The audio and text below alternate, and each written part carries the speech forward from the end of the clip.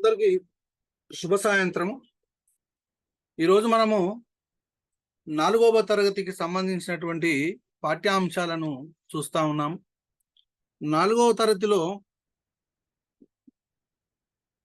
4వ పాఠమైనటువంటి దేశమును ప్రేమించుమన్నా అనేటువంటి పాఠ్యాంశాన్ని చూస్తాం.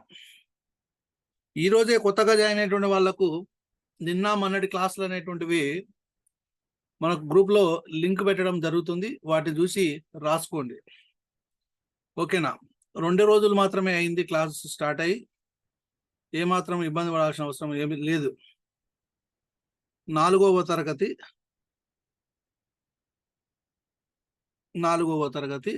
4వ పాఠం దేశమును ప్రేమించుమన్నా.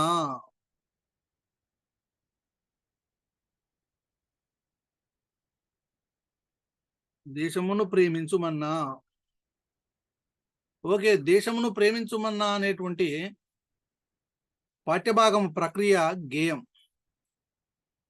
ప్రక్రియ వచ్చేసేసి గేయం. ప్రక్రియ గేయం.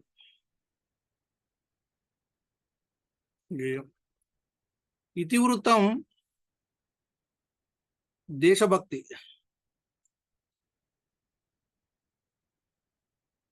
ఇతివృత్తం దేశభక్తి.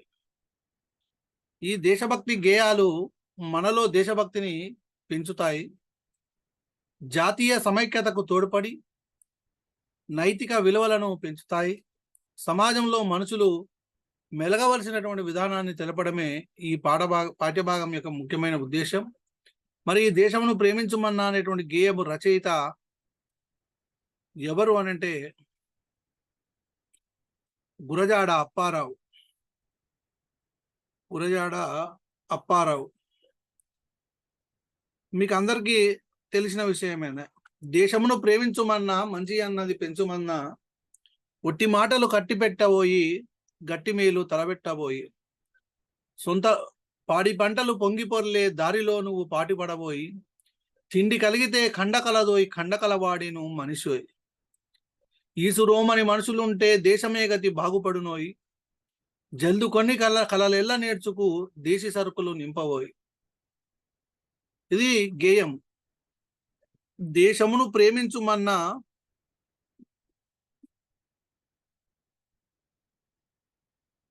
దేశమును ప్రేమించుమన్నా, మంచి అన్నది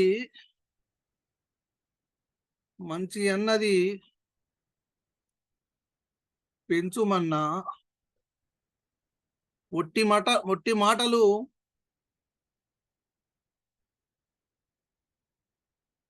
కట్టిపెట్టోయి,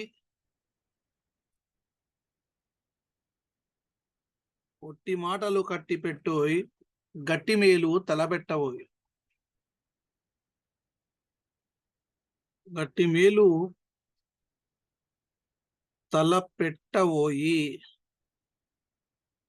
దేశమును ప్రేమించుమన్నా, మంచి అన్నది పెంచుమన్నా, ఒట్టి మాటలు కట్టిపెట్టోయి గట్టి మేలు తలబెట్టబోయి, పాడి పంటలు పొంగిపొర్లే దారిలో నువ్వు పాటుపడబోయి, తిండి కలిగితే ఖండకలదోయి ఖండకలవాడేను మనిషోయ్, ఈసురోమని మనుషులుంటే దేశమే గతి బాగుపడునోయి, జల్దుకొని కలలల్ల నేర్చుకు దేశీ సరుకులు నింపబోయి, దేశాభిమానము నాకు కద్దని ఒట్టి మాటలు ఒట్టి గొప్పలు చెప్పుకోకోయ్, పూని ఐదానను ఒక మేలు కూర్చి జనులకు చూపబోయి,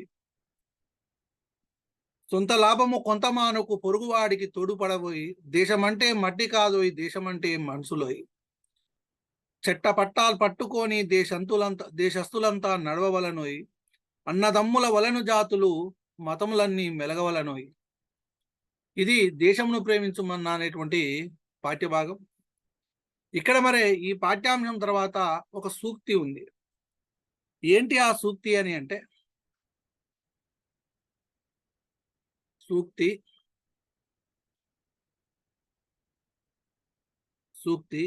నిండు మనసుతో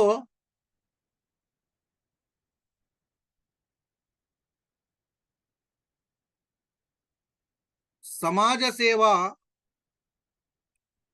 నిండు మనసుతో సమాజ సేవ చేసేవారికి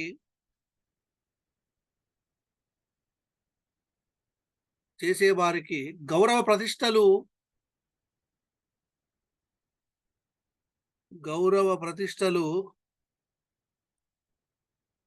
దాసోహమంటాయి.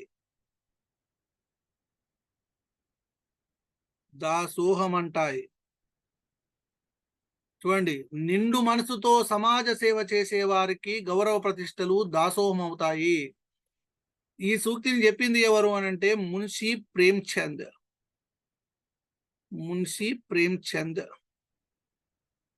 నిండు మనసుతో సమాజ సేవ చేసేవారికి గౌరవ ప్రతిష్టలు దాసోహం అంటాయి, మున్షీ ప్రేమ్చంద్. ఓకేనా, రైట్. ఇది సూక్తి.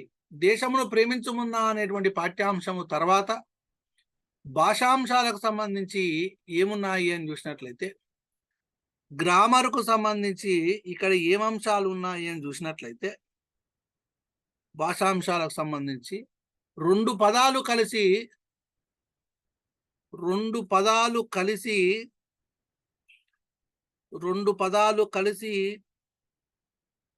ఒక పదంగా రాయడాన్ని,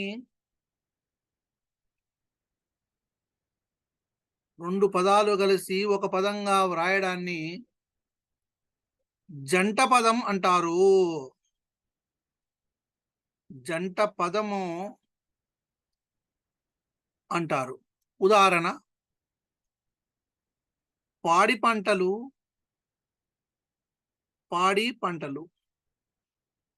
తోడు నీడ. పాడి పంటలు, తోడు నీడ, ఇవన్నీ జంట పదాలు. ఇక్కడ 4వ తరగతిలో 4వ పాఠమైనటువంటి దేశంను ప్రేమించుకున్న తర్వాత ఉన్నటువంటి వ్యాకరణాంశాలు, భాషాంశాలకు సంబంధించి ఇక్కడ జంట పదాలు అనేటువంటివి చెప్పడము జరిగింది.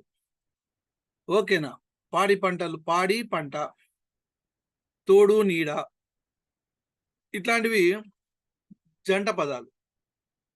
ఓకేనా, రైట్. ఈ పాఠ్యాంశం తర్వాత మనకు కళారత్నాలు అనేటువంటిది దీనికి అనుబంధంగా ఒకటి ఉన్నది. కళారత్నాలు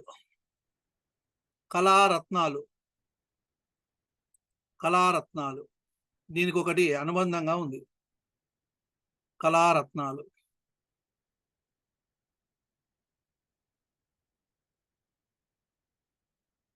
కళారత్నాల విషయానికి వచ్చినట్లయితే ప్రక్రియ,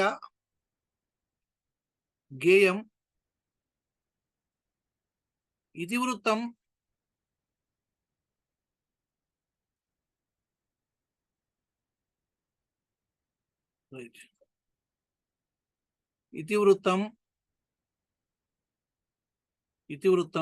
కళలు, కళాకారులు.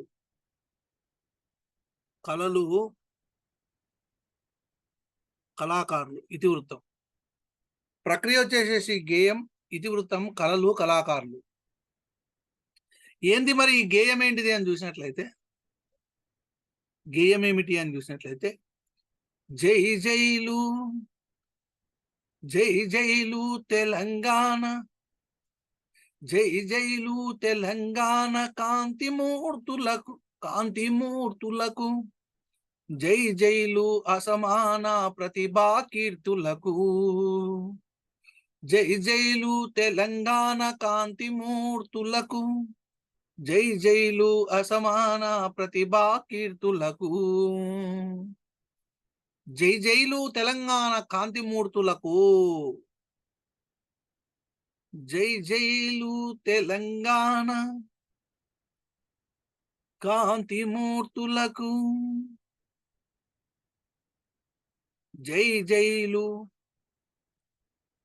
జై జైలు అసమాన ప్రతిభా కీర్తులకు.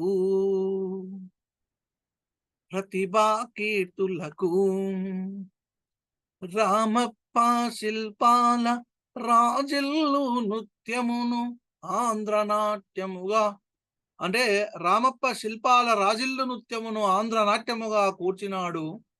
కథనోత్సవముల కాకతీయులకేలి పెరిరీ నాట్యముగా చూపినాడు. అతడు మన నటరాజ రామకృష్ణ తనివి తీరనిదతని నాట్యతృష్ణ. పల్లె బొమ్మకు ప్రాపు కాపురాజయ్య, పలువన్నీయల చూపు కాపురాజయ్య. తెలంగాణ పల్లె ప్రజల అందాలు, తెలంగాణ పల్లె ప్రజల అందాలు, కట్టుబొట్టు మేని రంగు చందాలు, కుంచెతో కుదురుగా కూర్చిన మేటి, చిత్రకళలో లేరు అతనికెవరు సాటి. పోతన బొమ్మకు పోసిండు ప్రాణము, రుద్రమ్మ బొమ్మలో చూపిండు వీరము. అబ్బురముగాడివి అందాలు చిత్రించి, చిత్రకళకే కొత్త అందాలు తెచ్చిండు అతడు కొండపల్లి శేషగిరిరావు. వర్ణముల చిత్రాల ప్రభు. అంటే ఇక్కడ ఉగ్గు పాలతోటి ఒగ్గు కథ నేర్చిండు, ఇతపొంగ ఎల్లమ్మ కథను చెప్పిండు, మిద్దెరాములు దేశాలు చుట్టిండు, జానపదము కీర్తి జగమంత చాటిండు. ఇది జై జైలు తెలంగాణ కాంతిమూర్తులకు, జై జైలు అసమాన ప్రతిభా కీర్తులకు. అంటే ఇక్కడ ఎవరెవరి గురించి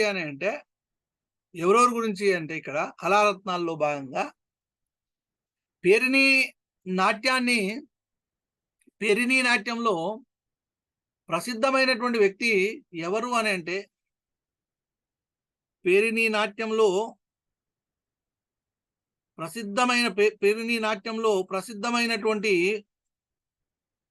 ప్రసిద్ధమైన వ్యక్తి ఎవరు అని అంటే నటరాజ రామకృష్ణ. ఇదొకటి, నటరాజ రామకృష్ణ. సప్తవర్ణముల చిత్రాలను గీసిన చిత్రకారుడు, సప్తవర్ణముల చిత్రాలను గీసిన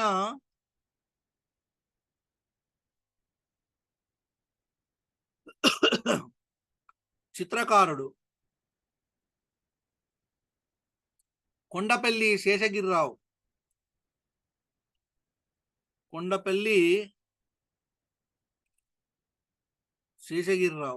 ఇందులో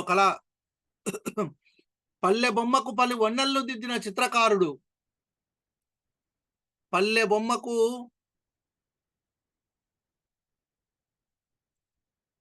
పలు వన్నెలను దిద్దిన చిత్రకారుడు, దిద్దిన చిత్రకారుడు కాపు రాజయ్య.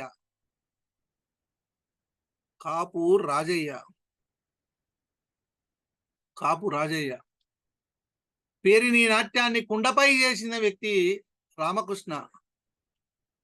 పేరిణి నాట్యాన్ని కుండపై చేసినది నటరాజ రామకృష్ణ.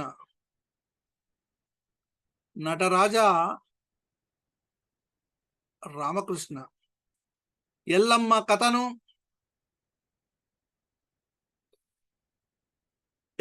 కథను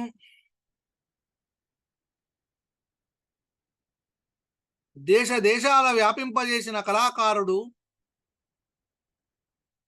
ఎల్లమ్మ కథను దేశాల వ్యాపింపజేసిన కళాకారుడు మిద్దెరాములు. ఎల్లమ్మ కథను చెప్పే ముందు చేసేటువంటి ప్రార్థన ఏమిటి ఎవరికైనా తెలుసా? ఎల్లమ్మ కథను చెప్పే ముందు చేసేటువంటి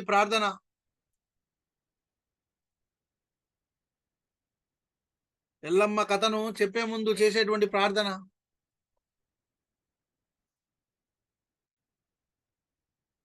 గంగాదేవి ప్రార్థన, గంగా ప్రార్థన. అవును. హరిహర బ్రహ్మాండమ అన్లోక సంచారి మధ్యల మానేడు గడ్డ బుద్ధి నేర్పిందా, భూనాంచారి విద్య నేర్పిందా, వీరన్మల్లు చదువు నేర్పిందా, సాంబ శివుడా చల్ లోకాల శంకర్ల 10,000 దండము ఓ దేవుడో అని శరణు మాయమ్మ రాణి శాంబావి రాణి కర్ణజూడు మా కన్నా తల్లి దేవి భవాని గంగా భవాని. దేవి భవాని గంగా భవాని అని అంటాడు మిద్దెరాములు. అదే ఎల్లమ్మ కథను దేశాల వ్యాపింపజేసినటువంటి కళాకారుడు మిద్దెరాముడు. అంటే ఇక్కడ నలుగురు కళాకారుల గురించి ఇక్కడ చెప్పడం జరిగింది. ఒక ఆయన నటరాజ రామకృష్ణ, కొండపల్లి శేషగిరిరావు, కాపు రాజయ్య, మిద్దెరాములు. వీళ్ళే కళారత్నాలు.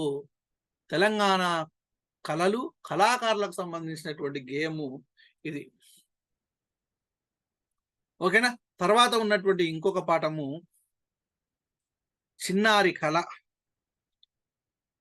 5వ పాఠము చిన్నారి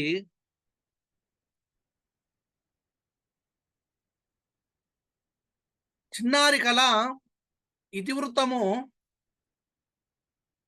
ఇతివృత్తము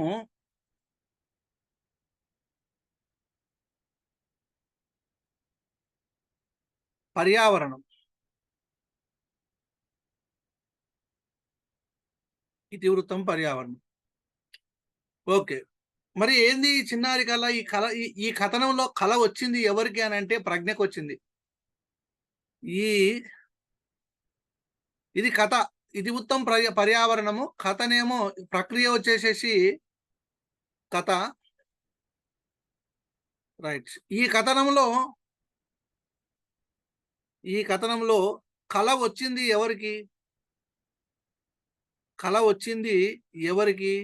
కళ వస్తుందంటే ఒక ఆమెకు. ఆమె పేరేం పేరేనంటే ప్రజ్ఞ.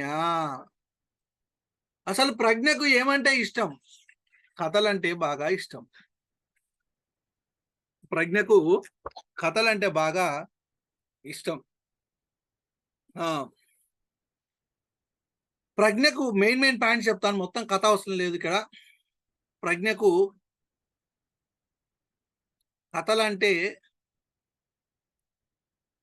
చాలా చాలా చాలా చాలా ఇష్టం. రైట్. ప్రజ్ఞ కాగితపు సంచులను తీసి చెత్తబుట్టలో పారేసింది. ప్రజ్ఞ ఏ పుస్తకాన్ని చదువుకుంటూ నిద్రలోకి జారుకుంది అని అంటే చందమామ. అసలు ఈ ప్రక్రియ, ఈ కథ ఈ పర్యావరణానికి సంబంధించింది అని ఎందుకు చెప్తామని అంటే, ప్లాస్టిక్ వినియోగం వల్ల పర్యావరణానికి కలిగేటువంటి నష్టాన్ని ఈ కథ వివరిస్తుంది. ప్లాస్టిక్ను వినియోగిస్తే, ప్లాస్టిక్ వినియోగము వలన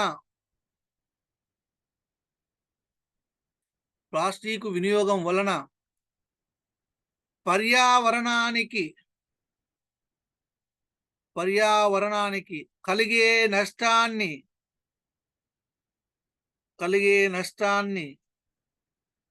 వివరిస్తుంది ఈ కథ. రైట్. అసలు ఈ కథ ఇంకొక విషయం ఏం చెప్తుందని అంటే, ప్రతి పుట్టినరోజుకు ఒక మొక్క నాటడము అలవాటు చేసుకోవాలని చెప్తుంది. ప్రతి పుట్టినరోజుకు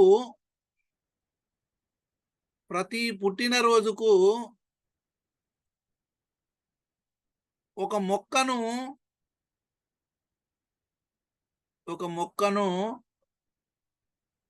నాటడం అలవాటు చేసుకోవాలి అని ఈ కథను చెప్తుంది. మరి ఇక్కడ ఈ కథనంలో సీను వాళ్ళ కొడుకు పుట్టినప్పుడు ఏ మొక్కను నాటుతాడు అని అంటే ఏప మొక్కను నాటుతాడు. ఏప మొక్కను నాటడం జరుగుతుంది. ఓకే. రైట్. ఈ చిన్నారి కథ అనేటువంటి కథనము ద్వారా ఒక నినాదం అనేటువంటిది చెప్పడం జరిగింది. ఏమిటి ఆ నినాదము అని అంటే ఒక స్లోగన్.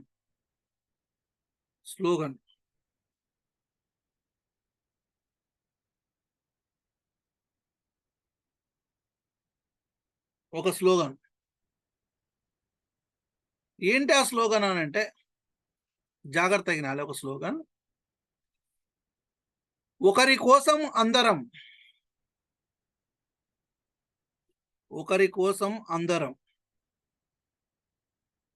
అందరి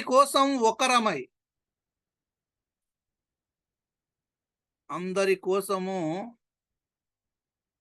ఒకరమై,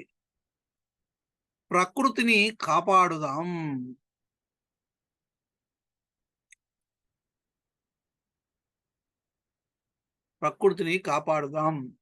ఇక్కడ జీవ వైద్య సదస్సు 2021 ఈ నినాదాన్ని చెప్పింది. ఒక్కరి కోసం అందరి కోసం ఒక్కరమై ప్రకృతిని కాపాడదాం.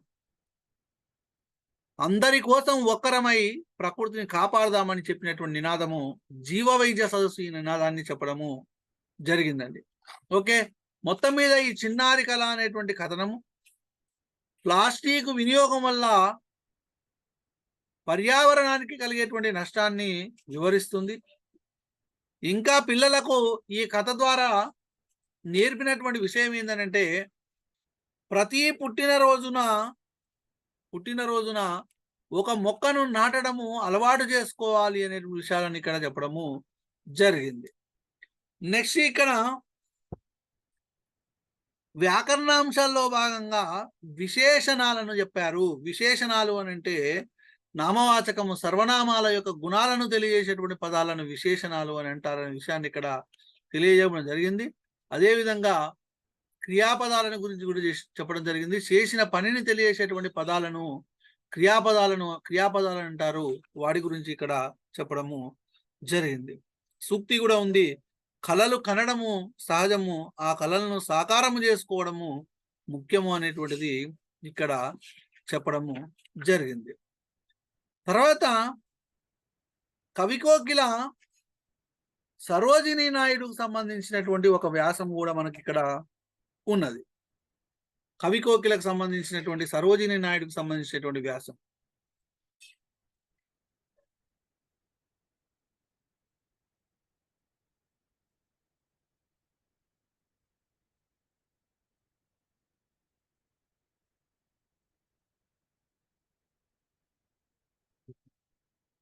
కొత్త ప్రింట్ ప్రకారము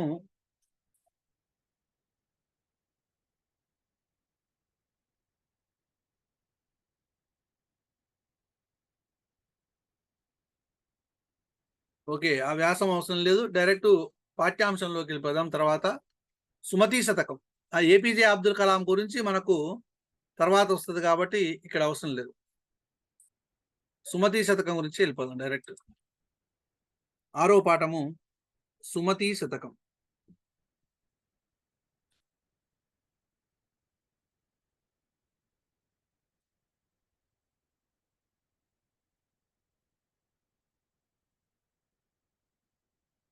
రైట్, సుమతి శతకం. ఈ సుమతి శతక కర్త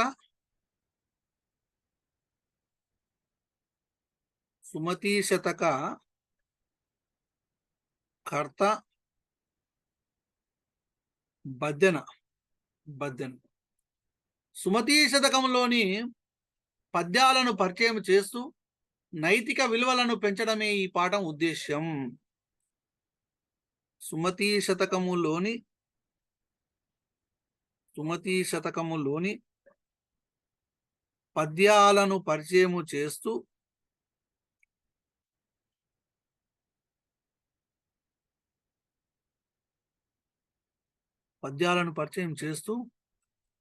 చేస్తూ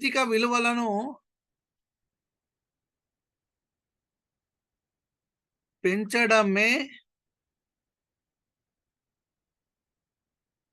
ఈ పాఠం ఉద్దేశ్యం. సుమతి శతకంలోని పద్యాలను పరిచయం చేస్తూ నైతిక విలువలను పెంచడమే ఈ పాఠము ముఖ్యమైనటువంటి ఉద్దేశం. ఓకే, మరి ఇక్కడ ఈ మకుటం ఏంటి అని అంటే ఈ శతకం యొక్క మకుటము ఏక పదమకుటం, నాటి ఏక పాదమకుటం కాదు, ఏక పదమకుటము, అదే సుమతి.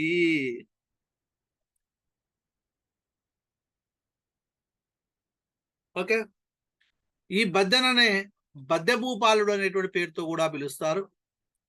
మన టెట్లో వచ్చింది కదా,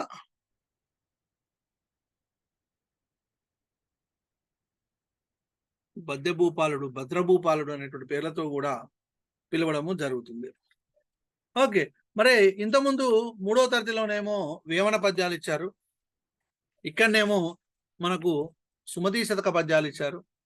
ఏమిటి అని చూసినట్లయితే అందులో మొట్టమొదటి పద్యము ఉపకారికి ఉపకారికి నుపకారము విపరీతముగాదు సేయ విపరింపంగా నపకారికి నుపకారము నెపమెన్నక సేయువాడు నేర్పరి సుమతి. ఉపకారికి నుపకారము విపరీతము కాదు సేయ వివరింపగా నపకారికి నుపకారము నెపమెన్నక సేయువాడు నేర్పరి సుమతి. సుమతి అని ముందర చెప్పుకుంటూ, మనకు మేలు చేసిన వానికి మేలు చేయడం గొప్పేం కాదు, మనకు కీడు చేసిన వానికి కూడా మేలు చేయడమే గొప్పదనం. ఇది మనకు ఒకవేళ కీడు చేసినా కానీ కీడు చేయ తలపెట్టినటువంటి వాళ్ళకు కూడా మేలు చేస్తే అదే గొప్పతనం, గుర్తుపెట్టుకోండి. మనకు మేలు చేసిన వానికి మేలు చేస్తే అది గొప్పతనం కాదు, మనకు కీడు చేసినటువంటి వాళ్ళకి మేలు చేస్తే అదే గొప్పతనం అనే విషయాన్ని ఇక్కడ బద్దెన చెప్పడం జరిగింది ఈ పద్యంలో. ఓకేనా, అర్థమవుతుంది అందరికి?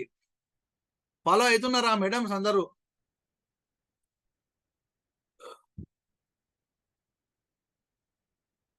పెద్ద పిల్లలు మీరంతా.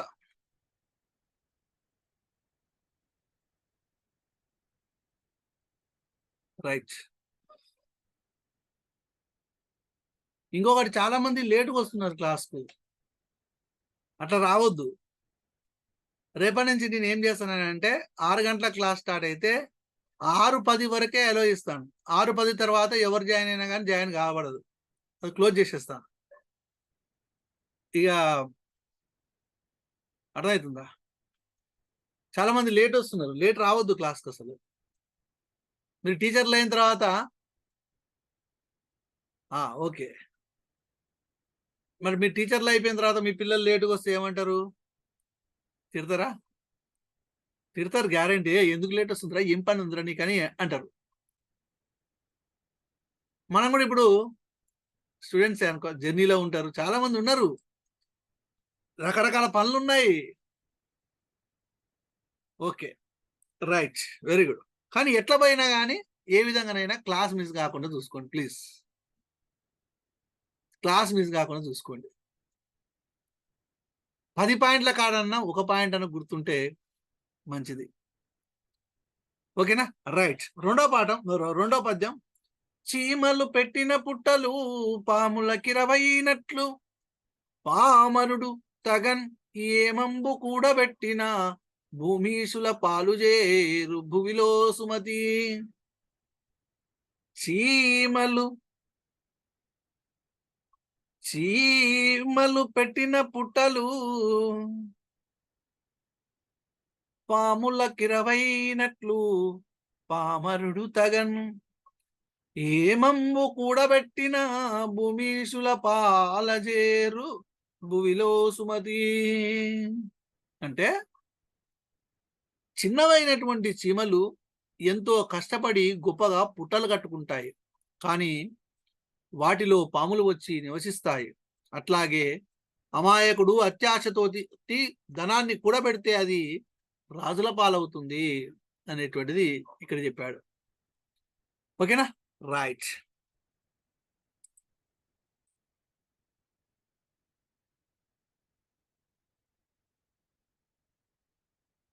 Right, next.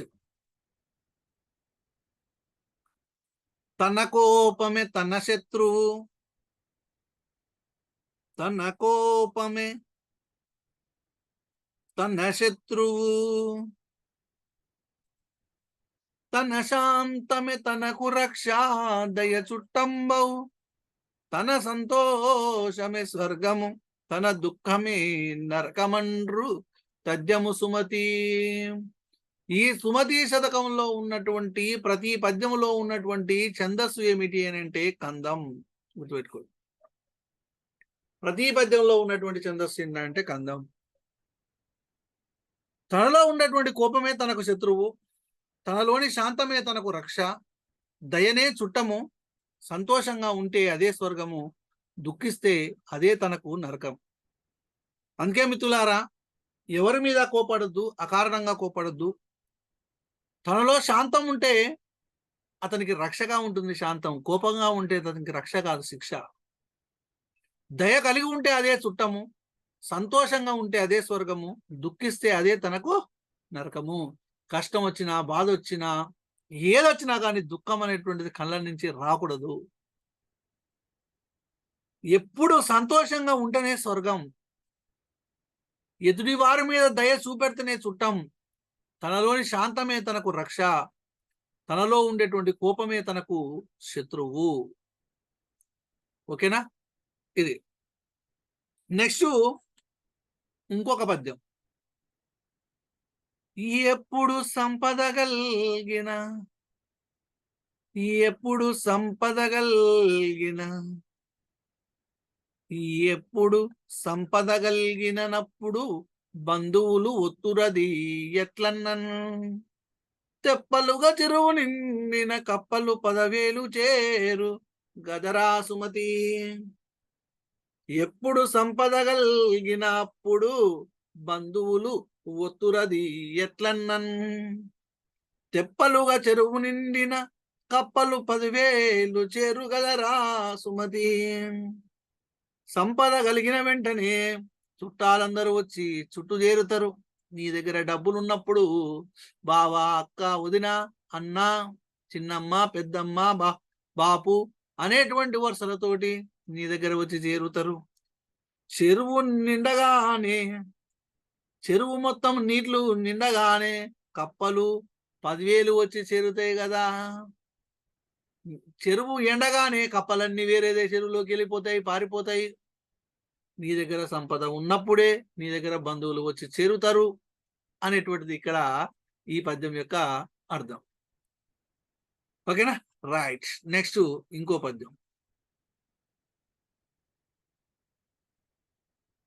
వినదగునెవ్వరు చెప్పినా, వినదగునెవ్వరు చెప్పిన వినినంతనే వేగపడక వివరింపదగు, కనికల్ల నిజము తెలిసిన మనుజుడే పో నీతిపరుడు మహిళ సుమతి. వినదగునెవ్వరు చెప్పిన వినునంతనే వేగపడక వివరింపదగున్, కనికల్ల నిజము తెలిసిన మనుజుడే పో నీతిపరుడు మహిళ సుమతి. అంటే ఎవరేం చెప్పినా వినాలి, కానీ విన్న వెంటనే ఒక తొందరపడి ఒక నిర్ధారణకు రాకూడదు. బాగా ఆలోచన చేసి ఆ చెప్పింది సత్యము అసత్యము నిర్ధారించుకోవాలి. అటువంటి వాడే నీతిపరుడు. ఎవరేం చెప్పినా కానీ వినాలి, కానీ విన్న వెంటనే తొందరపడి ఒక నిర్ధారణకు రాకూడదు. బాగా ఆలోచన చేయాలి, ఆ చెప్పింది సత్యము అసత్యము నిర్ధారించుకోవాలి. అటువంటి వాడే నీతిపరుడు అనే విషయాన్ని చెప్పడం జరిగింది. ఓకేనా? నెక్స్ట్, బలవంతుడ నాకేమని, బలవంతుడ నాకేమని, బలవంతుడ నాకేమని పలువురతో నిగ్రహించి పలుకుటమేలా, బలవంతమైన సర్పము చలిచీమల చేత జిక్కి చావద సుమతి.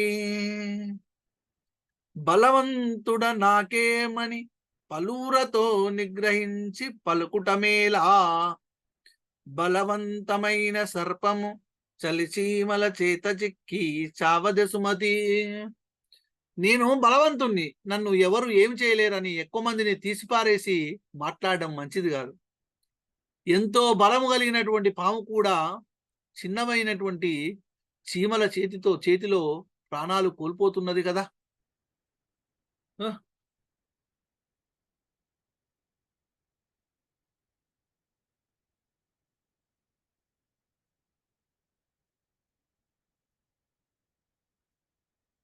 రైట్. ఇది నెక్స్ట్ ఇంకో పద్యం.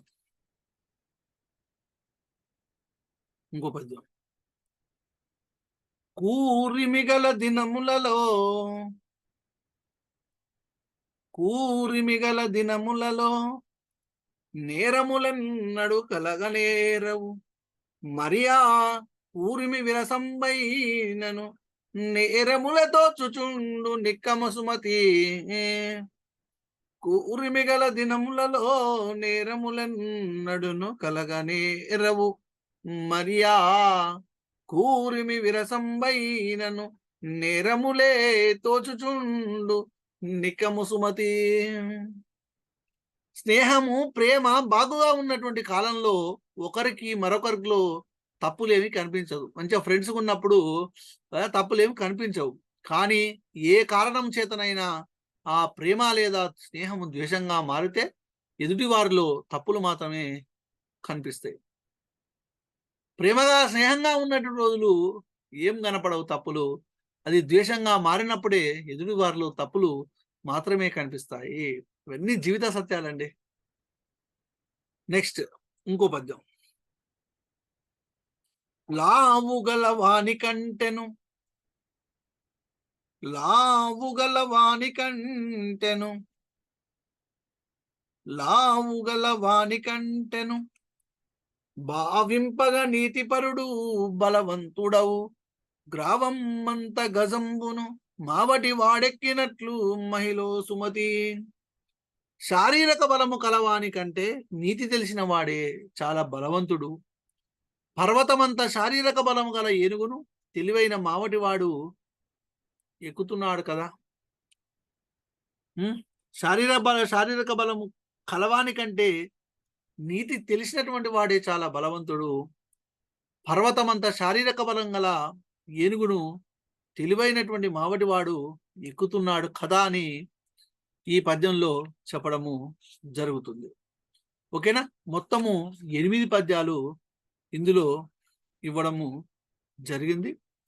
నీతి మాటలు వినడం ఎంతో ముఖ్యం, వాటి ఆచరణ అంతకంటే ఎక్కువ ముఖ్యం అనే విషయాన్ని ఇక్కడ చెప్పడము జరిగింది. ఓకేనా. రైట్.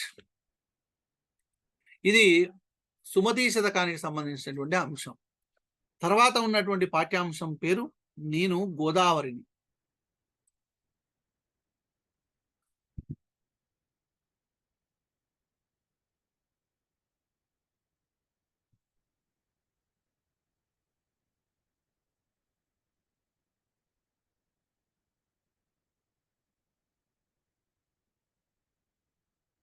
నేను గోదావరిని. నేను గోదావరిని ప్రక్రియ ఆత్మకథ. గోదావరి నది యొక్క ఆత్మకథ.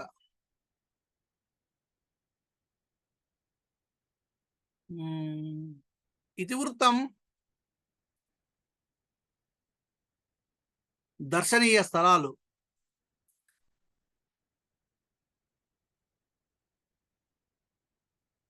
రైట్. గోదావరి నది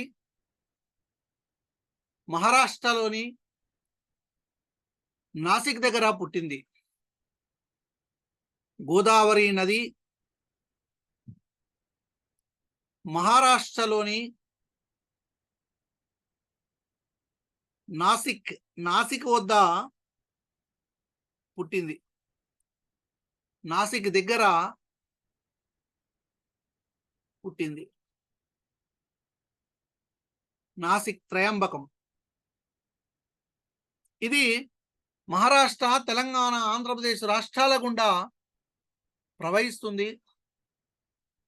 ఏంది మరి ఇక్కడ ఈ పాఠ్యభాగం ప్రధానమైన ఉద్దేశం ఏంటంటే మన తెలంగాణ రాష్ట్రంలోని దర్శనీయ స్థలాల గురించి తెలపడమే ఈ పాఠము ఉద్దేశ్యము.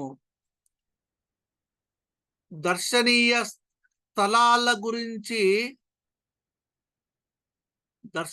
స్థలాల గురించి తెలుపడమే ఈ పాఠము ఉద్దేశ్యము.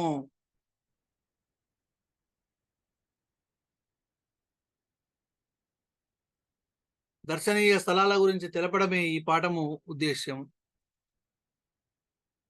ఓకేనా. రైట్. మరి ఇక్కడ తన గురించి తానే చెప్పుకుంటున్నది గోదావరి నది. సమస్త జీవకోటికి మూలాధారము నీరు, ప్రపంచ నాగరికతలకు మూలము నీరు. నీటికి ఆధారమైనటువంటి నదిని నేను. గోదావరి తన గురించి తానే చెప్పుకుంటుంది. నా పేరు గోదావరి. మహారాష్ట్రలోని నాసికా త్రయంబం దగ్గర నా జన్మస్థానం.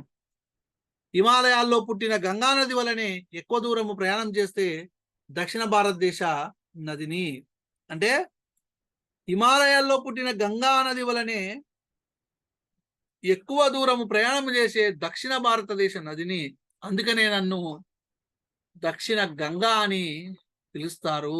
గోదావరి నదిని అందరూ ఏమని పిలుస్తారు అని అంటే దక్షిణ గంగా అని పిలుస్తారు.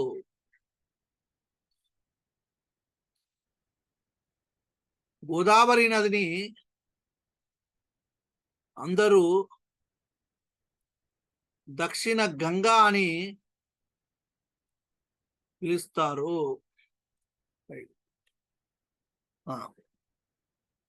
రైట్.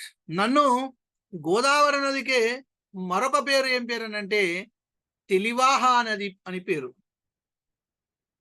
ఎందుకు తెలివాహ నది అనేటువంటి పేరు అని అంటే దీనికి మరొక పేరు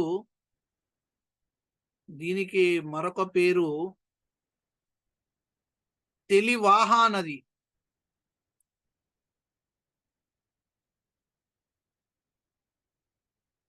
తెలివాహ నది ఎందుకు తెలివాహ నది అని అన్నారనంటే నేను తెల్లగా ఉంటాను కాబట్టి. మరి ఇప్పుడు తెలంగాణలో ఎక్కడ ప్రవేశిస్తాను? నిజామాబాద్ జిల్లాలోని కందకుర్తి దగ్గర తెలంగాణలో ప్రవేశిస్తుంది.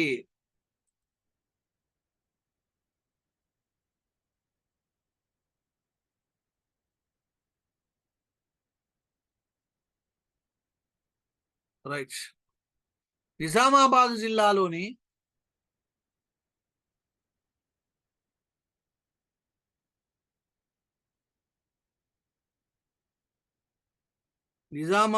జిల్లాలోని కందకర్తి వద్ద తెలంగాణలో ప్రవేశిస్తుంది.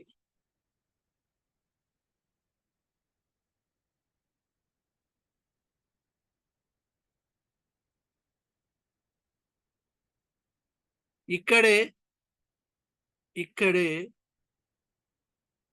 ప్రాచీన సంగమేశ్వరాలయము ఉన్నది.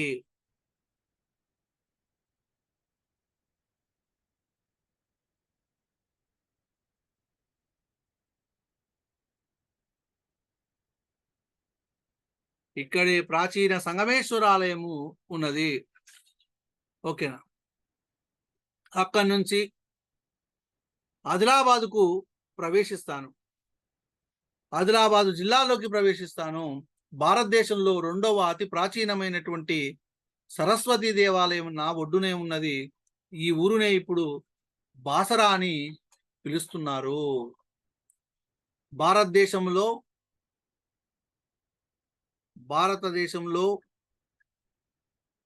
రెండవ అతి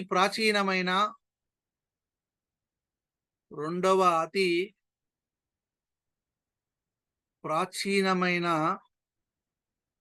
సరస్వతి దేవాలయము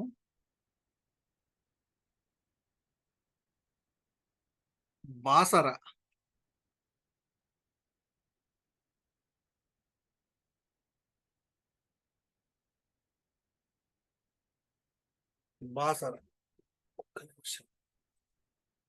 ఒక్క నిమిషం.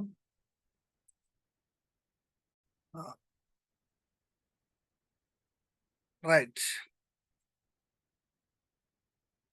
మరి ఇక్కడ దీన్ని సరస్వతి దేవాలయము, సరస్వతి మూర్తిని ఎవరు తయారు చేశారు అని అంటే వేదవ్యాసుడు ఇసుకతో ప్రతిష్ఠ చేశాడని పురాణాలు చెబుతున్నాయి.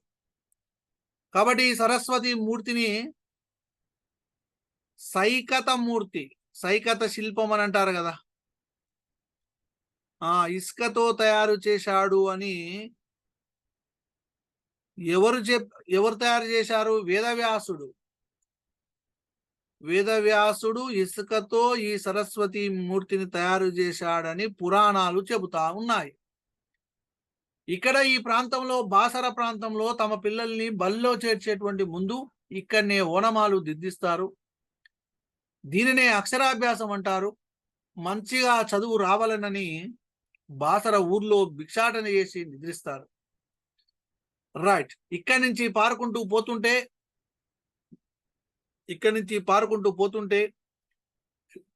పోచంపాడు దగ్గర పెద్ద ఆనకట్ట కట్టారు. దీనిని శ్రీరామ్ సాగర్ ప్రాజెక్టు అని అంటారు. పోచంపాడు దగ్గర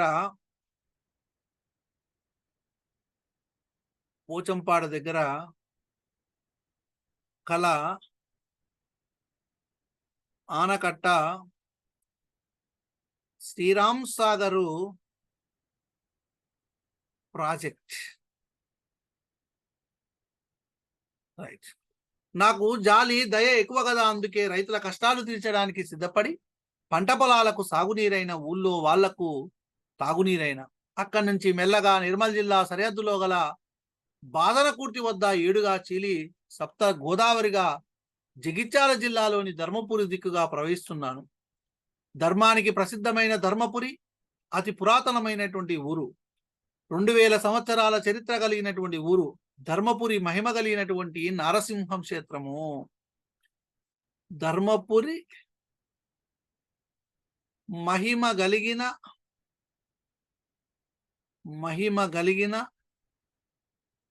నారసింహ క్షేత్రం. ధర్మపురి మహిమ కలిగినటువంటి నారసింహ క్షేత్రం. 2000 సంవత్సరాల చరిత్ర కలిగినటువంటి ఊరు. ఇది వేద పండితులకు, కవులకు, కళాకారులకు నిలయం. భూషణ వికాస శ్రీ ధర్మ పురనివాస దుష్ట సంహార నరసింహ దురిత దూర. భూషణ వికాస శ్రీ ధర్మ పురనివాస, భూషణ వికాస శ్రీ ధర్మ పురనివాస, శ్రీ ధర్మపుర నివాస దుష్ట సంహార నరసింహ దురిత దూర. దుష్ట సంహార నరసింహ దురిత దూర అని నరసింహుని కీర్తిస్తూ ద్విపాదమొకటంతో నరసింహ శతకాన్ని రాసింది ఎవరు అనంటే కాకుచ్చము శేషప్ప కవి.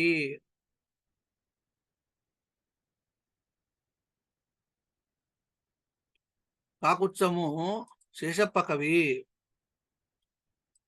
రైట్. కాకుచ్చము శేషప్ప కవి. ఇక్కడ 2 ఆలయాలు ఉన్నాయి. మొదటిది యోగ నరసింహస్వామి ఆలయము, రెండవది ఉగ్ర నరసింహస్వామి ఆలయం. ఇక్కడ 2 ఆలయాలు. ఒకటి యోగ నరసింహస్వామి,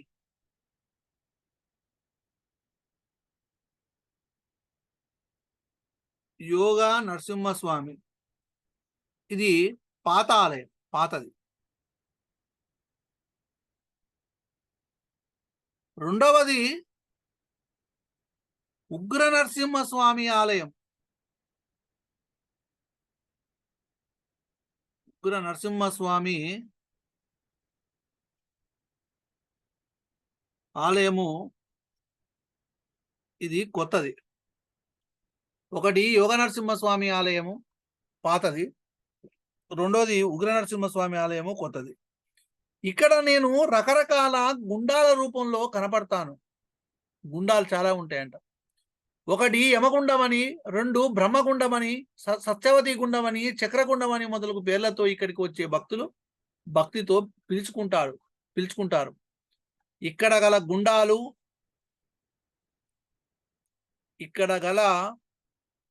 గుండాలు, గుండాలంటే రౌడీ గుండాలు కాదు. ఒకటి యమగుండం, అదే కోనేరు అన్నమాట. రెండోది బ్రహ్మగుండం, మూడవది సత్యవతి గుండం,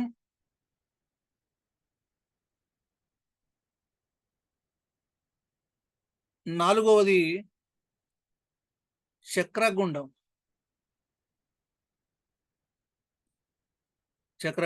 మొదలగు పేర్లతో ఇక్కడికి వచ్చే భక్తులను భక్తితో పిలుచుకుంటారు. ఇక్కడ ఇసుకతో చేసిన ఇసుక స్తంభం ఉన్నది. నా ఒడ్డున హనుమంతుని గుడి, సంతోషమాత గుడి, దత్తాత్రేయుని గుడి, శ్రీరాముని గుళ్ళు కూడా ఉన్నవి. సోమ బుధవారాల్లో ప్రత్యేకించి నన్ను పూజించి మొక్కులు తీర్చుకుంటారు. సోమ బుధవారాల్లో బుధవారాల్లో ప్రత్యేకించి గోదావరిని పూజించి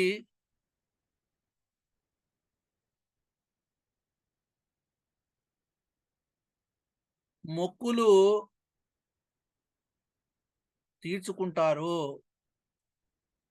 అందుకనే గంగా స్నానము, నర్సయ్య దర్శనము, ధర్మపురి చూస్తే యమపురి ఉండదు అనే మాటలు గ్రామ ప్రసిద్ధిని తెలియజేస్తున్నాయి. ఇక్కడ గంగా స్నానము, నర్సయ్య దర్శనము,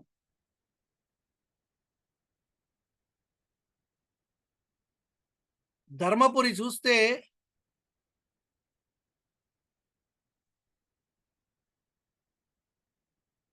యమపురి ఉండదు.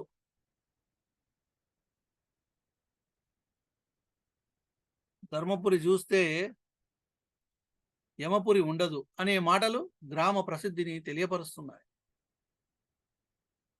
అక్కడి నుంచి మెల్లగా నేను రాయపట్నం చేరుతాను. ఇక్కడ నా మీద ఒక వంతెన కట్టారు. అది కరీంనగర్, ఆదిలాబాద్ జిల్లాలను కలుపుతుంది. ఈ వంతెన దాటి ఆదిలాబాద్ జిల్లాలో 1 కిలోమీటరు నడిస్తే గూడెంగుట్ట కనపడుతుంది. దాని మీద సత్యనారాయణ స్వామి వెలిశాడు.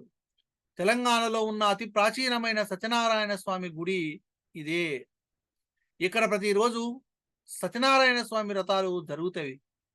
ఇక్కడే నాకు దక్షిణం వైపు ఒడ్డున కోటిలింగాలు ఉన్నవి. ఈ కోటిలింగాల గుడి ఎంత గొప్పదో మీకు ఎరికేనా? చెబుతా వినండి.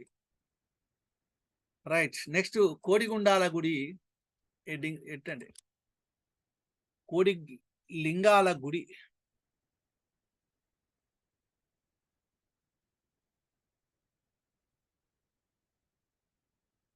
కోటిలింగాల గుడి. రైట్.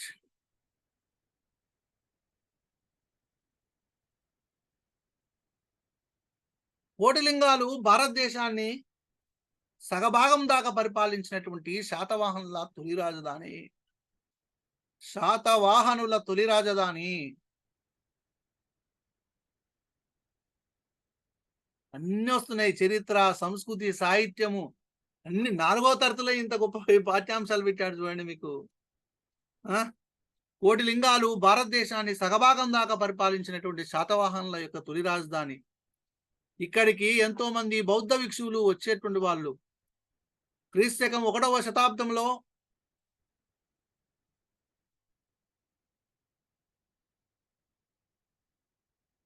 శతాబ్దంలో హాలుడు అనేటువంటి రాజు 700 కథలతో గాథా సప్తసతి అనేటువంటి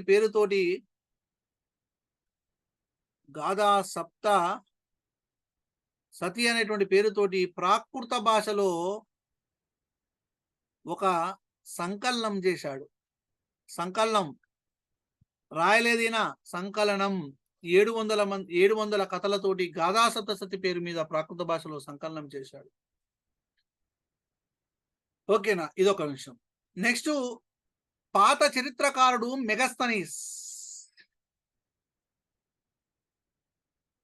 మెగస్తనీసు ఇండికా అనే గ్రంథములో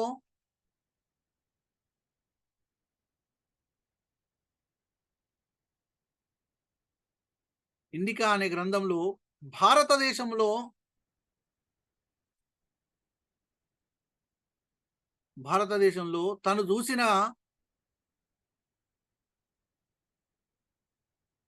తను చూసిన గొప్ప కోటగోడల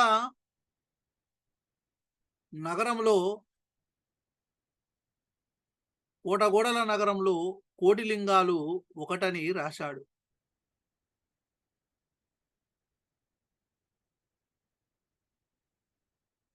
కోటిలింగాలు ఒకటని మెగస్తనీసు ఇండికా అనేటువంటి గ్రంథంలో భారతదేశంలో తను చూసిన గొప్ప కోటగోడల నగరంలో కోటిలింగాలు ఒకటని రాశాడు. నేను అందరికీ వెలుతుర్ని కూడా ఇస్తాను. ఇదేమిటి నీళ్లు వెలుతుర్లు ఇచ్చుడేమిటి అనుకుంటున్నారా? అవును, అచ్చంగా నిజమే. నా ఒడ్డున ఎంత బొగ్గున్నదో తెలుసా? పట్టేంత బొగ్గు ఈ మట్టి పొరల్లో ఉన్నది. ఈ బొగ్గుతోనే విద్యుత్ తయారు చేస్తారు. ఇక్కడ నా పేరు మీద ఒక ఊరు కూడా ఉన్నది. దాని పేరు గోదావరి గోదావరి కని. గోదావరి కని. ఇక్కడ తీసిన బొగ్గును పక్కనే ఉన్న రామగుండము ఎన్టీపీసీలోనే కాకుండా ఇంకా చాలా ప్రదేశాలకు తీసుకుపోయి విద్యుత్తు ఉత్పత్తి చేస్తారు. రామగుండంలో తయారయ్యే విద్యుత్తు దక్షిణ భారతదేశానికి అందరికీ వెలుగునిస్తుంది. గోదావరి కని, రామగుండం ఎన్టీపీసీ, థర్మల్ విద్యుత్తు.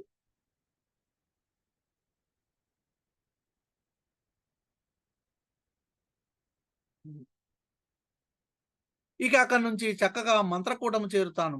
దీనిని ఇప్పుడు మంతని అని పిలుస్తున్నారు. గతంలో దీన్ని మంత్రపురి అనేవారు. మంతనికి గల మరొక పేరు, మంతనికి గల ప్రాచీన పేరు.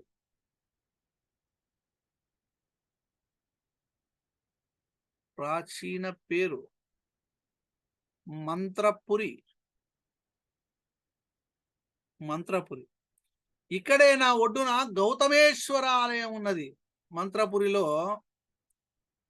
ఆలయం ఏంటిదంటే గౌతమేశ్వర ఆలయము. గోదావరి నది ఒడ్డున. అట్లనే మంతంలో అతి ప్రాచీనమైనటువంటి భిక్షేశ్వరుని గుడి, ఓంకారేశ్వరుని గుడి, శిలేశ్వర సిద్ధేశ్వర ఆలయము, మహాలక్ష్మి గుడి ఉన్నవి. మంతని వేద పండితులకు నిలయం. ఇక్కడ ఎప్పుడూ అన్నదానము జరుగుతుంటుందని ప్రతీది. అట్లాగే ఇక్కడ కరువు కాటకాలు రావని నమ్మకం. ఇంకో విషయం ఉన్నది, మంతనికి కొద్ది దూరంలో మొసళ్లను సంరక్షించే కేంద్రం ఉన్నది. మంతనికి కొద్ది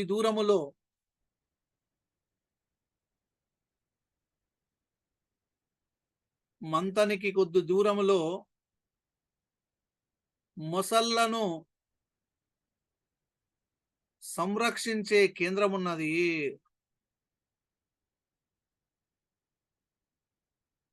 సంరక్షించే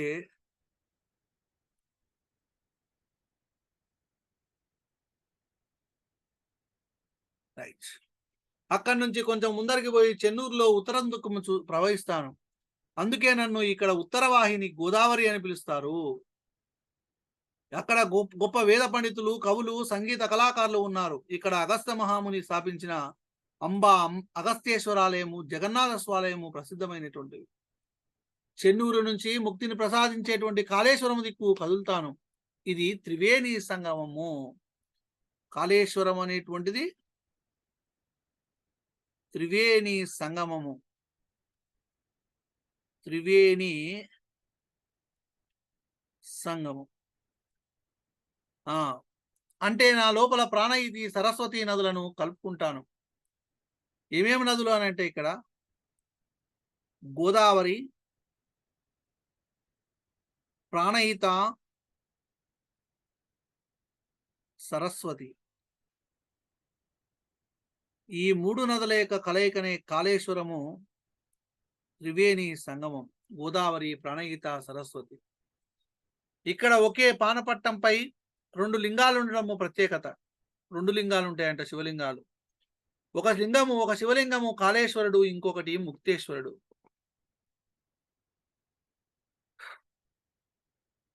కాళేశ్వరంలో 2 లింగాలు కలవు.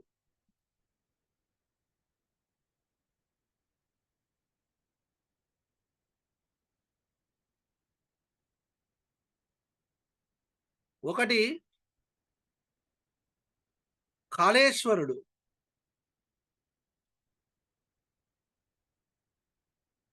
2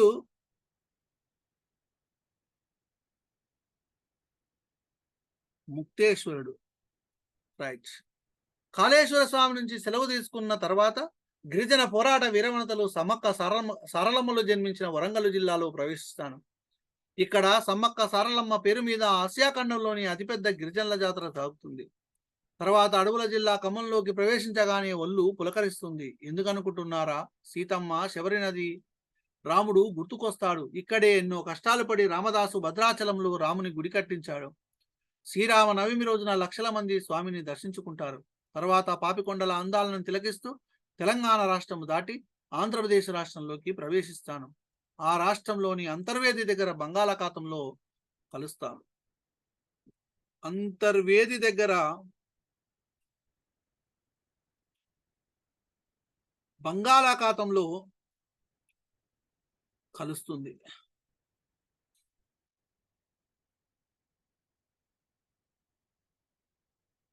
బంగాళాఖాతంలో కలుస్తుంది. ఓకేనా? ఇంకో విషయం చెప్పాలి. నాకు 12 ఏళ్ళకు ఒకసారి పుష్కరాలు కూడా జరుగుతాయని తెలుసా? పుష్కరాల్లో నా నీళ్ళలో స్నానం చేస్తే మంచిదని నమ్ముతారు. మొత్తానికి నేను తెలంగాణలో ఎక్కువ కిలోమీటర్లు ప్రవహిస్తాను. మీరు నన్ను చూడడానికి ఒకసారైనా వస్తారు కదూ? ఇగో ఇంకో విషయం చెబుతున్నాను వినండి. మీ వాళ్ళందరూ నా నీళ్ళలో చెత్త చెదారము కర్మాగారాల నుంచి వెలువడే రసాయనాలతో కలిసిన మురుగునీటిని కలుపుతున్నారు. నా నీటిని పాడు చేయకుండా మీరు చూడాలి. తాగునీటిని పాడు చేస్తే మీకు అనారోగ్యం తప్పదు సుమా. మీకే కాదు అన్ని జీవులకు ప్రమాదమే. ఉంటాం మరి. ఇది గోదావరి నది యొక్క ఆత్మకథ. అందరికి అర్థమైనట్టేనా గోదావరి నది యొక్క ఆత్మకథ? మేడమ్స్, ఇది గోదావరి నది యొక్క ఆత్మకథ.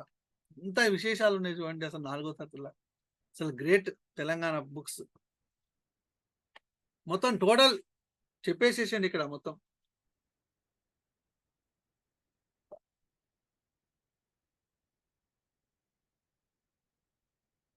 చెన్నూరులో ఉత్తర దిక్కు ప్రవహిస్తున్నది కాబట్టి ఈ నదిని ఏమంటారు అని అంటే ఉత్తర వాహిని గోదావరి నది అంటారు. ఇక్కడ ఒక పాయింట్ రాసుకోండి. చెన్నూరులో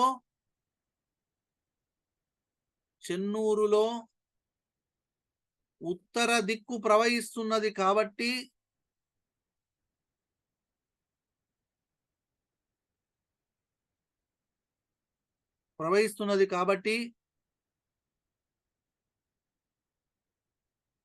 ఈ నదిని ఉత్తర వాహిని గోదావరి అంటారు.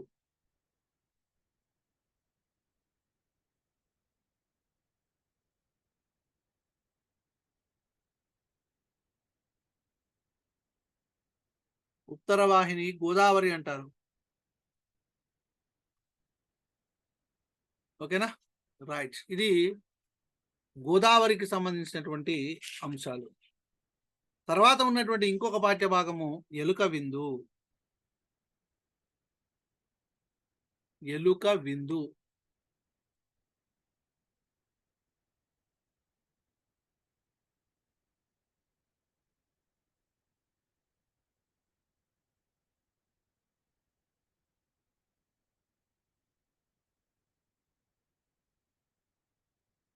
ఎలుక విందు. రైట్. ఈ ఎలుక విందు అనేటువంటిది గేయ కథ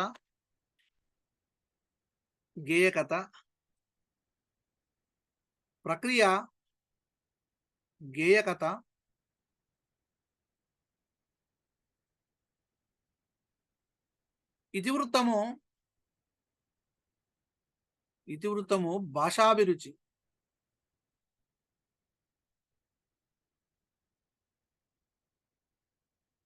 ఇతివృత్తము భాషాభిరుచి. ప్రక్రియ గేయ కథ, ఇతివృత్తము భాషాభిరుచి. ఓకేనా? రైట్. ఇతివృత్తము భాషాభిరుచి, ప్రక్రియ గేయ కథ.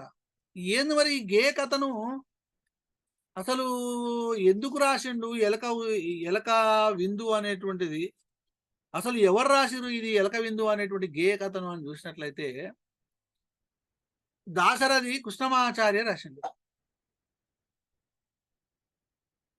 ఈ గేయ కథను రచించినది గేయ కథ రచయిత దాశరథి కృష్ణమాచార్య. ఏసీ వస్తుందా?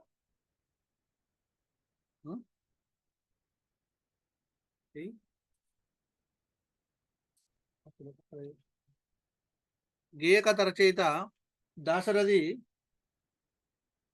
కృష్ణమాచార్య. ఓకేనా, రైట్. ఎందుకు ఈ గేయ కథను అసలు సందర్భం ఏంది అని చూసినట్లయితే, ఎలుక పిల్లిని విందుకు పిలిచిన సందర్భంలోనిది గేయ కథ. ఎలుక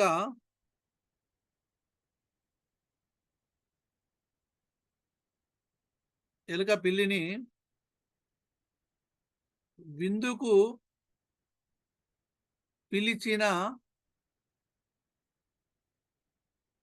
సందర్భములోనిది గేయ కథ. ఎలుక పిల్లిని విందుకు పిలిచిన సందర్భంలోనిది ఈ గేయ కథ. Okay, right. అసలు ఏంది ఈ గేయ కథ అంటే, పిల్లి ఎప్పుడు ఎలుకల్ని వేటాడి తింటుందని మనకు తెలుసు కదా. పిల్లితో స్నేహంగా ఉందామని ఒక ఎలక పిల్ల పిల్లిని విందుకు పిలిచింది. విందుకు వచ్చిన పిల్లి ఏం చేసిందో ఇక్కడ చూడండి. ఎలక వచ్చి పిల్లి బావ నేమన్నది అంటే, ఎలక వచ్చి పిల్లి బావ నేమనన్నది, అలక వీడి తన ఇంటికి రమ్మనన్నది. అసలు పిల్లి అలిగియేలై కూర్చున్నది, ఎలక పిల్ల ఎన్నడేమి పెట్టలేదని విందు చేతు నేడు నీవు రమ్మనన్నది. ఎలక మాటలాకు పిల్లి నవ్వుకున్నది. భూమి అడుగులోన ఎలకకిల్లు ఉన్నది, ఇంటిలోన దానికొక తల్లి ఉన్నది. ఇల్లు చూసి పిల్లి ఎంతో మెచ్చుకున్నది, భూమిలోన ఎలక మేడ పెద్దగున్నది. గదులోన ధాన్యాలు నిండు ఉన్నవి, గోధుమల బియ్యాలు రాసులున్నవి. కందిపప్పు పెసరపప్పు సారపప్పు జీడిపప్పు కలకండ పంచదార బెల్లాలు కొల్లలు, మరమరాలు చెక్కిలాలు అటుకులున్నవి, మనుగు బూరె పూర్ణాలు అరిసెలున్నవి.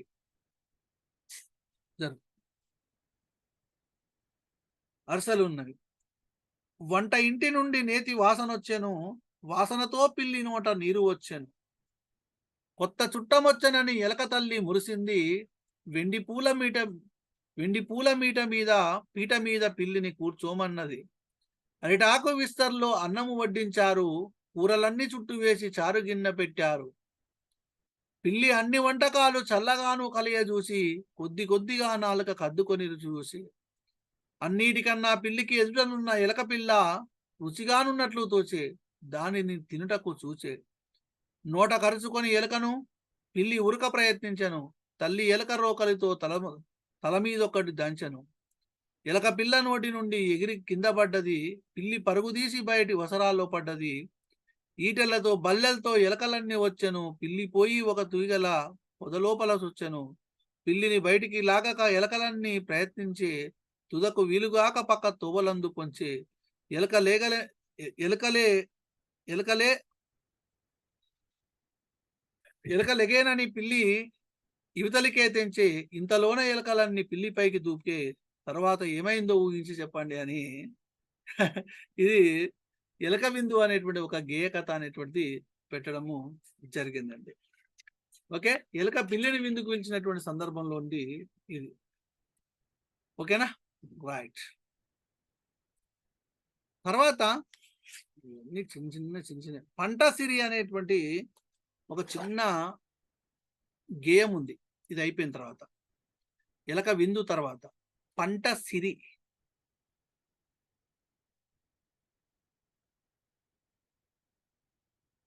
పంటసిరి ప్రక్రియ వచ్చినట్లయితే,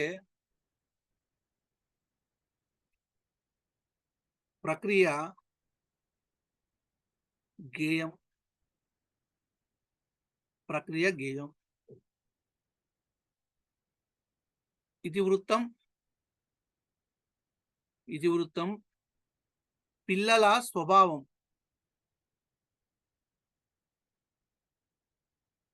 పిల్లల స్వభావం. ఏంది ఈ గేయాన్ని రచించినటువంటి వ్యక్తి ఎవరు అనంటే రావెల్ల వెంకట రామారావు.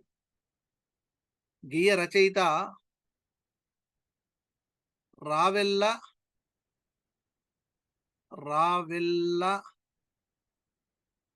వెంకట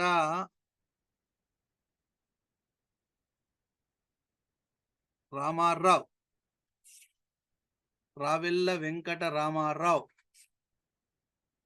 ఓకేనా, రైట్. అసలు ఏంది గేయం అని అంటే, తొలి జల్లు వచ్చింది తొలకరించింది పదవోయి రైతన్న పాటు చేయంగా, హలమే మన సౌభాగ్యం బలమనుచు చాటి పొలము దున్నాలో ఈ పొలికే కాబట్టి, కదలరా వడివడిగా పదను చెడకుండా అదునులో విత్తనము వెదజల్లవలెను, తరుణమందున పనులు తెరువెరుగు చేయ ఏపుగా పైరెదిగి కాపువడునన్న, తొలికారు మలికారు పొలిగలిగిరాల ఇనుప గజ్జల తల్లి వెనుదిరుగునన్న, బలము నీవే జాతి కలిమి నీవేరా పాతర్ల బంగారు పంట నింపుమురా. ఇది గేయము. రావెల్ల వెంకటరామారావు అనేటువంటి ఆయన ఈ గేయాన్ని రాయడము జరిగింది. ఆ గేయం ఏంటిదనంటే, తొలిజల్లు వచ్చింది తొలకరించింది పదవోయి రైతన్న పాటు చెయ్యంగా, తొలిజల్లు వచ్చింది తొలకరించింది, తొలిజల్లు వచ్చింది తొలిజల్లు వచ్చింది తొలకరించింది పదవోయి రైతన్న పాటు చెయ్యంగా, హలమె మన సౌభాగ్య బలమను చుచాటి పొలము దున్నాలో ఈ పొలికే కబట్టి, కదలరా వడివడిగా పదను చెడకుండా అదనులో విత్తనము వెదజల్లవలెను, తరుణమందున పనులు తెరువెరిగి చేయ ఏపు పైరెదిగి కాపుబడునన్నా, తొలికారు మలుకారు పొలిగల్గిరాలా ఇనుప గజ్జల తల్లి వెనుదిరుగునన్నా. ఎలక విందు అయిపోయింది, తర్వాత పంట సిరి అయిపోయింది. తర్వాత ఉన్నటువంటి పాఠ్యభాగం పేరు బొమ్మగుర్రం. పాఠ్యభాగం పేరు బొమ్మగుర్రం. బొమ్మగుర్రం.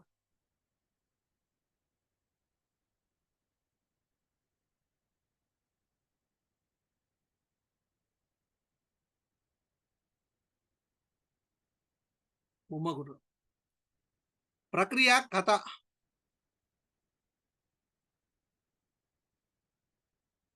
ప్రక్రియ కథ. కథనం. ఇతివృత్తం సమాజం.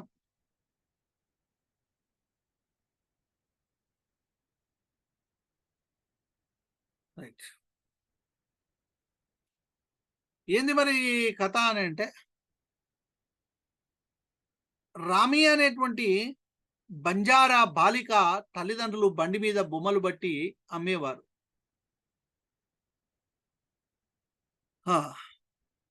రామి అనేటువంటి బంజారా బాలిక యొక్క సంబంధించినటువంటిది. చూద్దామా కథ. అనగనగా రాములమ్మ అనేటువంటి ఒక పాపం ఉండేది. రాములమ్మ వాళ్ళ అమ్మ నాన్న రోడ్డు పక్కనే జీవించేవాళ్ళు. వాళ్లకు ఒక బండి ఉండేది. ఆ బండి మీద అందమైన బొమ్మలు పెట్టి అమ్ముకునేవాళ్ళు. రాములమ్మ వాళ్ళ నాన్న పొడుగ్గా ఉండేవాడు. ఆయనకి పెద్ద పెద్ద మీసాలుండేవి. తల బాగా చుట్టుకునేవాడు. రాములమ్మ వాళ్ళ అమ్మ ఎన్నో కుచ్చులున్న లెహంగా వేసుకునేది. లెహంగా అంటే లంగా. గలగలలాడే ఎన్నో నగలు పెట్టుకునేది. ఆమె నడుస్తుంటే ఇవన్నీ సన్నగా శబ్దం చేసేవి బంజారాలో. రాములమ్మ కూడా అమ్మ తీరుగా ఒక చిన్న గగ్గర వేసుకునేది. రాములమ్మ తండ్రి సుత్తెలు, పట్టుకార్ల వంటి సామాన్లు తయారు చేసి అమ్మేవాడు. రాములమ్మ తల్లి బొమ్మ గుర్రాలు తయారు చేసేది. ఆమె వాటిని రంగురంగుల బట్ట ముక్కలతో కుట్టేది. చిన్న చిన్న అద్దాలు, రిబ్బన్లతో వాటిని సింగారించేది. ఇట్లా తయారు చేసిన గుర్రాలను ఆమె రోడ్డు పక్కన వరుసగా ఉంచేది. రాములమ్మకు ఆ బొమ్మ గుర్రాలంటే ఎంతో ఇష్టం. కానీ వాళ్ళమ్మ ఆ గుర్రాలను ముట్టుకునేచ్చింది కాదు. అవి నువ్వు ఆడుకునేటందుకు కాదు అనేది. నువ్వు వాటితో ఆడితే అవి మాసిపోతాయి. అవి మాస్తే నేను వాటిని అమ్మలేను. అమ్మకపోతే మనకు పైసలు రావు. మరి మనం తినడానికి బియ్యము, పప్పు, కూరలు ఎట్లా కొనుక్కుందాం చెప్పు? కావాలంటే నువ్వే ఒక చిన్న బొమ్మ గుర్రం చేసుకో అన్నది. అమ్మ ఇట్లా అనగానే రాములమ్మ ఎగిరి గంతేసి పని మొదలుపెట్టింది. రాములమ్మ తయారు చేసిన గుర్రం కాళ్ళు వంకరగా, తల ఒక పక్కకు వంగిపోయి, మొహం కూడా అదో రకంగా వచ్చాయి. అయితే నేను రాములమ్మకు ఆ బొమ్మ గుర్రం అంటే ప్రాణం. వాళ్ళమ్మ చేసిన గుర్రాలను రోడ్డు పక్కన ఒక వరుసలో పెట్టేది. రాములమ్మ కూడా తన చిట్టి గుర్రాన్ని వాటి పక్కన నిల్చోబెట్టేది. ఒకరోజు ఎప్పటి వలె రాములమ్మ బొమ్మ గుర్రంతో ఆడుకుంటున్నది. ఇంతలో అటుగా ఒక ఆమె వచ్చింది. ఆమెతో చిన్నపిల్ల కూడా ఉన్నది. రాములమ్మంత వయసు ఉన్న ఆ పాప చేతిలో ఒక బొమ్మ ఉన్నది. ఆ బొమ్మ తన వద్ద ఉంటే బాగుండనుకుంది. అమ్మా, నాకు ఆ చిన్న గుర్రం బొమ్మ కావాలి. రాములమ్మకు ఆ పాప అనడము వినిపించింది. అట్లానే కొందామన్నది వాళ్ళమ్మ. ఈ చిన్న గుర్రం బొమ్మ ధర ఎంత అని అడిగింది. అది అమ్మేటెందుకు కాదమ్మా, రాములమ్మ తల్లి చెప్పింది. అది సరిగా రాలేదు. మిగిలిన వాడిలో నుండి నీకేది కావాలంటే అది తీసుకో, ఇది బాగుంది కదా అని ఒకదాన్ని చూపింది. ఊహు, పాప ఒప్పుకోలేదు. ఇదేం మంచిగా లేదు, నాకదే కావాలి, నాకదే కావాలి. దాని మొహం ముద్దుగా ఉంది. పాప మంకు పట్టింది. దాని తల వంకరగా ఉందమ్మా, రాములమ్మ తల్లి నచ్చజెప్పింది. వీటిలో నుండి ఇంకేదన్నా తీసుకో, రాములమ్మ తల్లి చెప్పింది. నాకదే కావాలి, ఇంకేది వద్దు. పాప ఏడుపు మొదలుపెట్టింది.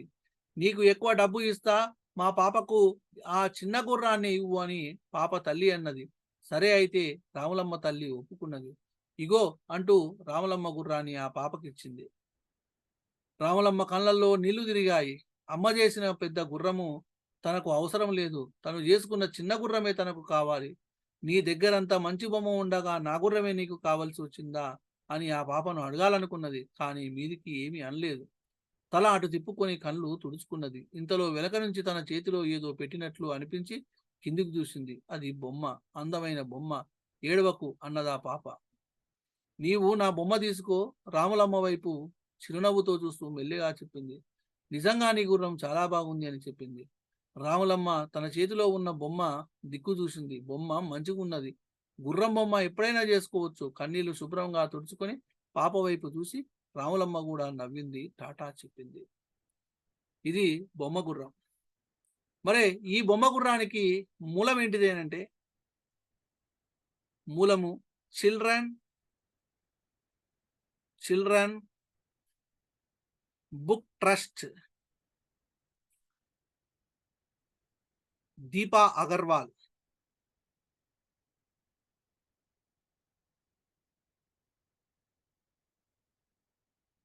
Deepa Agarwal, children book trust, Deepa Agarwal మూలం.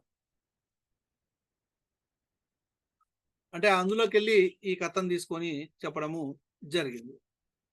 ఓకేనా. తర్వాత ఉన్నటువంటిది ఇంకొక పాఠము, ఎవరు నేను. ఎవరు నేను అంటే ఈ బొమ్మ గుర్రం అనేటువంటి పాఠానికి అనుబంధంగా ఒకటి ఉన్నది. ఆ పాఠ్యాంశం పేరు ఎవరు నేను. ఒకసారి ప్రశ్న వేసుకోండి అందరూ, ఎవరు నేను అని. రైట్. ఎవరు నేను అనేటువంటి ప్రక్రియ గేయం. ప్రక్రియ గేయం.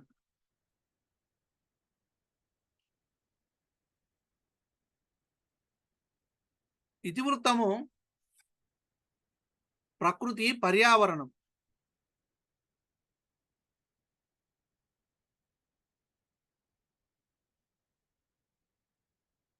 ప్రకృతి పర్యావరణం ఇతివృత్తం. ప్రక్రియ గేయము, ఇతివృత్తము ప్రకృతి పర్యావరణం. ఓకేనా. ఇది ఎవరు నేను అనేటువంటి దానిలో మరి గేయం ఏంటిదంటే, ఎవరు నేను, ఎవరు నేను, కొమ్మలతో ఎత్తుగా, రెమ్మలతో గుబురుగా, అవని అంతా అలుముకున్న ఆకుపచ్చదనము నేను, పూల పరిమళాలతో, గాలి చల్లదనముతో, పళ్ళ తీయదనముతో ప్రేమగానే పిలుస్తాను. ఎవరు నేను, ఎవరి నేను, పిట్టలు పురుగులు పాములు చీమలు నా కొమ్మల్లో, పిట్టలు పురుగులు పాములు చీమలు నా కొమ్మల్లో, రెమ్మల్లో, సందుల్లో, తొర్రల్లో గూళ్ళు కట్టుకుంటాయి, గుడ్లు పెట్టుకుంటాయి. పసిపిల్లలు మీరంతా నా చుట్టూ కూడుతారు, నా నీడల ఆడుతారు. నా కొమ్మల ఎక్కి ఎక్కి, నా రెమ్మల నక్కి నక్కి, పువ్వులతో పోటీపడి నవ్వులు చిందిస్తారు. తీయనైన పండ్లు దిని మురిసి మురిసిపోతరు. గురుతొచ్చానా పిల్లలు గురుతొచ్చానా, గురుతొచ్చానా పిల్లలు గురుతొచ్చానా. చెప్పండి ఎవరు నేను? గురుతొచ్చానా పిల్లలు గురుతొచ్చానా, గురుతొచ్చానా పిల్లలు గురుతొచ్చానా. ఎవరు నేను ఎవరు నేను, కొమ్మలతో ఎత్తుగా రెమ్మలతో గుబురుగా, అవని అంత అలుముకున్నాకు పచ్చదనము నేను. పూల పరిమళాలతో గాలి చల్లదనముతో పండ్ల తీయదనముతో ప్రేమగానే పిలుస్తాను. ఎవరు నేను ఎవరు నేను, గురుతొచ్చానా పిల్లలు గురుతొచ్చానా. చెట్టును నేను పచ్చని చెట్టును నేను, మీ జాతి మనుగడకు తొలిమెట్టును నేను. చెట్టును నేను పచ్చని చెట్టును నేను, మీ జాతి మనుగడకు తొలిమెట్టును నేను. ఎవరు నేను ఎవరు నేను, ఎవరు నేను ఎవరు నేను, గురుతొచ్చానా పిల్లలు గురుతొచ్చానా పిల్లలు. చెట్టును నేను పచ్చని చెట్టును నేను, మీ జాతి మనుగడకు తొలిమెట్టును నేను. ఇది గేయం. ఓకేనా? రైట్. ఇక మరి ఇక్కడ ఈ గేయం అనేటువంటిది చూసినట్లయితే ఎవరు నేను ఎవరు నేను అనేటువంటిది గేయం.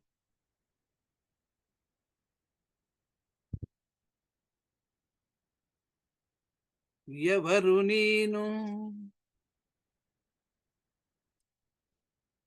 ఎవరు నేను, కొమ్మలతో ఎత్తుగా కొమ్మలతో ఎత్తుగా రెమ్మలతో గుబురుగా రెమ్మలతో గుబురుగా. ఎవరు నేను ఎవరు నేను, కొమ్మలతో ఎత్తుగా రెమ్మలతో గుబురుగా, పవని అంత అలుముకున్నాకు పచ్చదనము నేను. పూల పరిమళాలతో గాలి చల్లదనముతో. Okay right. రైట్ లో కొంచెం ఒకసారి నేను పాడుతూ ఉంటే మీకు తెలుస్తూ ఉంటుంది అనమాట. ఓకేనా? రైట్. నెక్స్ట్ ఇంకొక పాఠము, 10వ పాఠము, మాటల ప్రయాణం.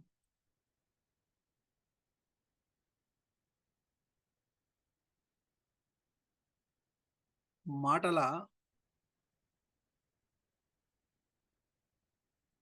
ప్రయాణం. రైట్. మాటల ప్రయాణం చూసినట్లయితే ప్రక్రియ వచ్చేసేసి కథనం.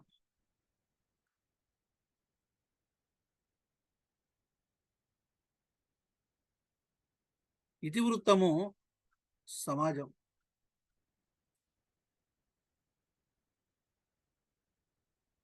రైట్. అంటే ఇక్కడ చాలా దూరంగా ఉన్న మన వాళ్లకు మన మాటలు ఎలా చేరుతాయో చెప్పడమే ఈ పాఠం యొక్క ఉద్దేశం. ఉత్తరం గురించి. ఉత్తరంలో ముందుగా తేదీ, దాని కింద మన ఊరి పేరు రాయాలి. పెద్దవాళ్లకు రాసేటప్పుడు పూజ్యులైన మహారాజశ్రీ, దైవ సమానులని సంబోధించాలి. పెద్దవాళ్ళు చిన్నపిల్లలకు రాసేటప్పుడు ప్రియమైన చిరంజీవి అని సంబోధిస్తూ రాయాలి. ఇక్కడ లెటర్ ఎట్లా రాయాలి, ఏ విధంగా రాయాలి అనేటువంటిది ఇక్కడ చెప్పడం జరుగుతుంది. నెక్స్ట్ ఉత్తరం వెనక భాగంలో ఎడం వైపు మన పేరు చిరునామా రాయాలి. కుడివైపు ఎవరికైతే రాస్తామో వాళ్ళకు రాయాలి. ఇక్కడ పిన్ అని ఒకటి ఉంటుంది, pin code. Pin code pin code అంటే ఏంది ఎవరికైనా తెలుసా? Postal index number.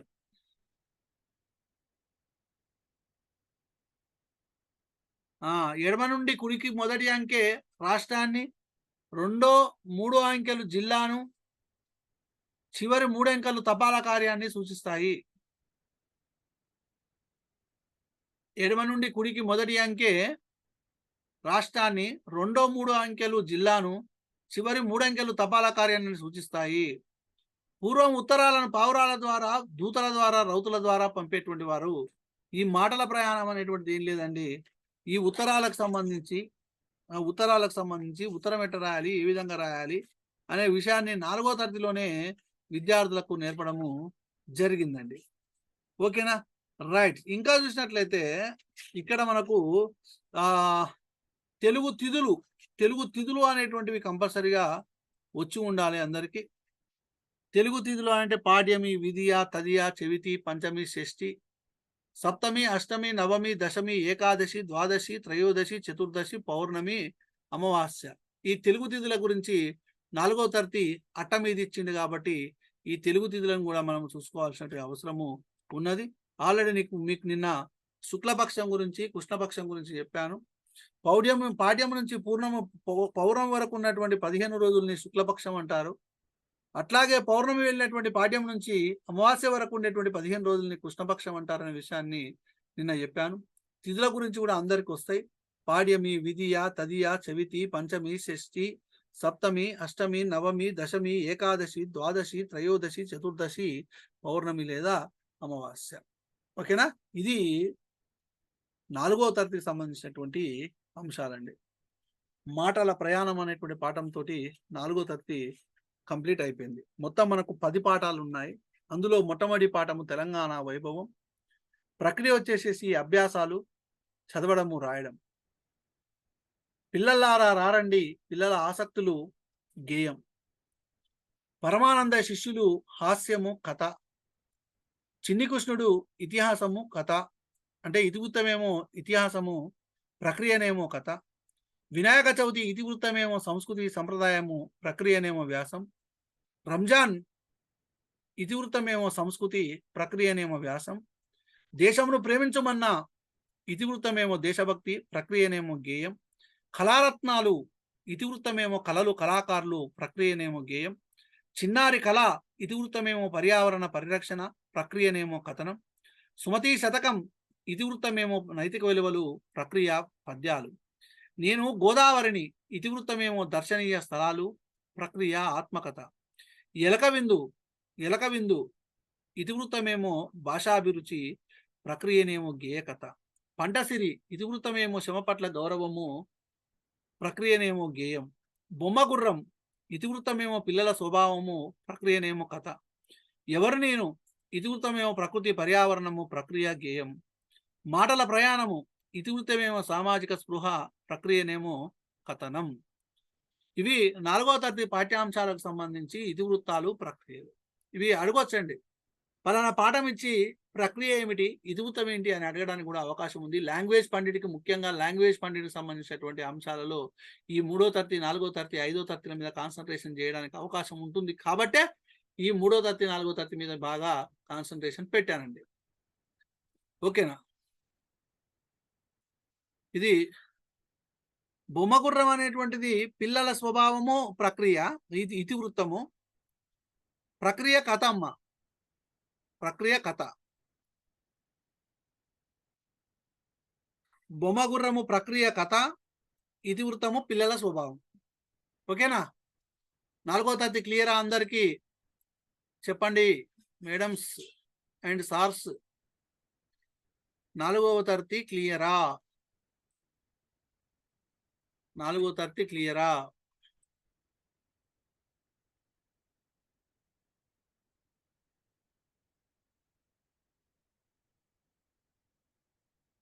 సుమతి శతకము ప్రక్రియ పద్యాలు. పంటసిరి ఇతివృత్తము శ్రమ పట్ల గౌరవం. పంటసిరి ఇతివృత్తము శ్రమ పట్ల గౌరవం, శ్రమ పట్ల గౌరవం.